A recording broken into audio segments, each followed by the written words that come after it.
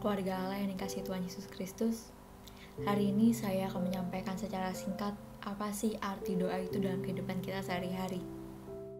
Guys, kalian tahu doa gak sih? Kita sebagai orang Kristen pasti setiap hari, setiap saat juga kita akan melakukan yang namanya doa. Tanpa disadari dalam kehidupan kita sehari-hari, doa itu sudah menjadi suatu hal yang pasti dan selalu akan kita lakukan. Jika kita lihat-lihat lagi, dari kecil tuh kita udah pasti diajarkan oleh orang tua kita masing-masing untuk berdoa, dan hal tersebut berkelanjutan sampai sekarang. Contohnya apa aja sih kita ngelakuin doa? Contohnya nih, kita kalau bangun pagi kita pasti berdoa. Kalau kita mau melakukan suatu aktivitas juga kita pasti berdoa kan. Itu contoh dalam kehidupan sehari-hari kita melaksanakan namanya doa. Tapi nih, kan kita udah tahu nih kalau kita setiap hari melakukan aktivitas yang namanya doa. Tapi kita sendiri tahu gak sih apa arti doa itu? Sampai-sampai kita setiap hari, setiap saat, bahkan setiap kita mau melakukan sesuatu hal, kita pasti akan berdoa dulu. Jadi kalian tahu gak apa arti doa itu? Doa yang kayak gini. Saya sendiri juga penasaran, apa sih arti doa itu? Sampai-sampai saya ngelakuinnya setiap hari, bahkan setiap saat. Dari yang saya pahami, pada dasarnya dan hakikatnya, doa adalah cara seseorang beragama untuk mengungkapkan dan menghayati hubungannya dengan Allah. Doa dalam agama Kristen pada dasarnya emang sama aja sama doa-doa di agama lainnya. Hanya saja dalam agama Kristen ada keistimewaan khusus untuk doanya.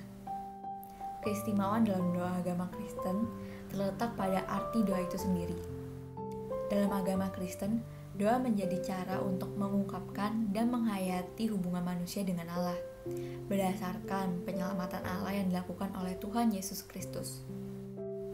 Dan karena hal itu juga menjadikan doa orang Kristen dipanjatkan di dalam nama Tuhan Yesus. Dalam perjanjian baru juga disebutkan bahwa doa merupakan metode yang diminta oleh Allah supaya orang yang percaya mendapatkan apa yang dianugerahkan kepada mereka. Dan hal ini bisa dilihat pada Injil Matius pasal 7 ayat 7-11, lalu Injil Matius pasal 9 ayat 24-29, dan Injil Lukas pasal 11 ayat yang ke-13. Dari pengertian ini dan yang dari saya pahami, saya menjadi paham betul apa arti doa sesungguhnya. Bahwa doa itu bukan hanya sekedar perkataan-perkataan yang kita ucapkan kepada Tuhan atau kita panjatkan kepada Tuhan yang berisikan permohonan atau ucapan syukur, melainkan doa adalah sebuah hubungan antara kita dengan Allah sendiri. Dan juga doa menjadi sebuah nafas hidup orang percaya. Lalu dengan begitu, kenapa sih kita harus berdoa? Apa aja keuntungannya kalau kita berdoa? Apa sih yang bakal terjadi dalam hidup kita kalau kita itu selalu berdoa? Melalui doa itu, kita dapat berbicara kepada Tuhan, kita dapat meminta permohonan, kita dapat meminta pertolongan juga kepada Tuhan, dan juga bertemu dengan Tuhan melalui doa-doa kita. Sehingga saat kita berdoa, kita harus bisa berdoa dengan sepenuh hati, karena kita sedang berbicara dengan Tuhan.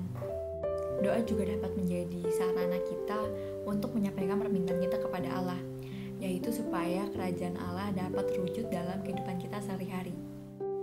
Doa juga sudah menjadi sebuah kebutuhan yang penting bagi kita, terutama dalam kebutuhan rohani, untuk menguatkan iman kita setiap hari. Maka dari itu, kita harus dapat berdoa setiap hari, bahkan setiap saat. Walaupun kita di tengah pergumulan, kita juga harus dapat berdoa. Karena dengan doa, hal itu dapat menguatkan iman kita. Jika ditanya apa keuntungan dari kita berdoa setiap hari, bagi saya itu sangatlah banyak. Contohnya saja dengan berdoa kita dapat melawan godaan dan juga pencobaan. Kita juga mendapatkan pengampunan. Kita juga dapat mengerti apa sih arti mengasihi. Dan juga kita dapat dijauhkan dari segala kuasa-kuasa jahat. Doa sudah menjadi sebuah hal yang sangat penting bagi saya, terutama dalam kehidupan saya. Dan pasti akan saya lakukan setiap hari maupun setiap saat. Baik dalam keadaan bahagia maupun saya di tengah pergumulan.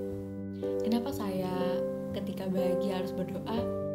Saat bahagia saya mengucap syukur dan berterima kasih karena sampai sekarang saya masih bisa diberikan kehidupan yang bahagia dan saya masih bisa menikmati hidup yang bahagia. Kenapa juga saya ketika pergumulan harus berdoa? Karena terkadang ketika saya mengalami pergumulan dan saya berdoa, di situ saya sudah mulai menemukan jalan keluarnya apa yang saya harus pilih, dan saya juga merasakan hidup yang damai sejahtera ketika saya berdoa. Dalam kita menuaikan doa, ada hal penting yang harus kita perhatikan, yaitu yang pertama, dalam berdoa janganlah bertele-tele. Saat berdoa juga, kita harus berada dalam keadaan yang bersih, baik hati maupun pikiran kita. Dalam berdoa juga, kita meminta kepada Tuhan apa yang kita butuhkan, bukan apa yang kita inginkan. Dan doakanlah apa yang kita kerjakan, dan kerjakanlah apa yang kita doakan tersebut. Setelah saya memahami hal-hal penting ketika saya mau menuaikan doa, saya menjadi sadar bahwa doa itu bukanlah sekedar kewajiban belaka, tetapi memang doa adalah kebutuhan rohani saya dan doa adalah jiwa saya sendiri. Kita semua tahu dan kita semua juga pasti mengenal beberapa doa. Contohnya saja doa pribadi, doa bersama, doa mengucap syukur, doa syafaat, ataupun doa nazar. Saya sendiri tertarik dengan doa syafaat. Dari kecil saya selalu mengikuti doa syafaat dan saya merasa doa syafaat itu sangat lama. Memang doa syafaat menjadi salah satu doa yang menarik bagi saya, karena durasinya yang memang cukup lama ketika berdoa. Saya sendiri awalnya berpikir, mengapa doa syafaat ini sangat lama? Dan saya mengingat kata-kata yang ada di Alkitab bahwa ketika kita berdoa janganlah bertele-tele. Dari situ saya berpikir pasti doa itu selalu cepat. Ternyata tidak, ada juga doa syafaat yang durasinya cukup lama. Tetapi seiring berjalannya waktu saya menjadi sadar bahwa pada dasarnya memang doa syafaat itu tidak bertele-tele. Hanya saja pokok-pokok doa yang didoakan itu cukup banyak, seperti bangsa negara, mengucap syukur, orang-orang yang sakit. Menjadikan hal tersebut durasi doa syafaat menjadi cukup panjang.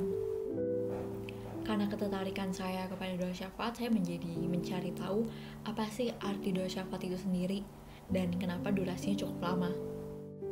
Setelah saya mencari tahu apa arti doa syafaat, saya mendapatkan bahwa doa syafaat adalah doa yang kita panjatkan kepada Tuhan untuk orang lain. Di dalam doa syafaat ini, kita tidak hanya berdoa untuk kepentingan diri kita sendiri, melainkan juga untuk kepentingan orang lain. Di dalam doa syafaat ini, kita tidak hanya berdoa untuk diri kita sendiri saja, melainkan kita juga berdoa untuk sesama kita. Memang sudah seharusnya dalam kita berdoa, kita tidak hanya berdoa untuk diri kita sendiri, tapi kita juga harus berdoa untuk sesama kita. Doa syafaat memang dapat dikatakan sebagai doa yang durasinya cukup panjang. Mengapa bisa disebut seperti itu? Hal tersebut dikarenakan doa syafaat memiliki pokok-pokok doa yang cukup banyak. Dalam doa syafaat, kita mendoakan bangsa negara kita mengucap syukur, kita juga berdoa untuk orang-orang yang sakit, kita juga berdoa untuk kegiatan kita dalam sehari-hari, dan masih banyak lagi. Maka dari itu, doa syafaat bisa dikatakan sebagai doa yang durasinya cukup panjang. Karena dalam kita berdoa syafaat, kita tidak hanya berdoa untuk diri kita sendiri, melainkan kita juga berdoa untuk sesama kita maupun bangsa negara kita. Dari sini saya belajar bahwa jika doa syafaat durasinya cukup panjang, itu adalah hal yang wajar, karena pokok-pokok doa yang didoakan memang cukup banyak. Pada intinya, doa adalah nafas hidup orang percaya, dan doa juga menjadi sebuah kebutuhan rohani bagi kita. Doa juga menjadi cara kita untuk kita dapat berkomunikasi dengan Tuhan. Maka dari itu, ketika kita berdoa, kita harus bisa berdoa dengan sepenuh hati, dan juga dalam keadaan yang bersih, baik pikiran maupun hati kita. Sekian dari saya mengenai pembahasan singkat tentang doa, dan terima kasih telah menyaksikannya. Tuhan Yesus memberkati.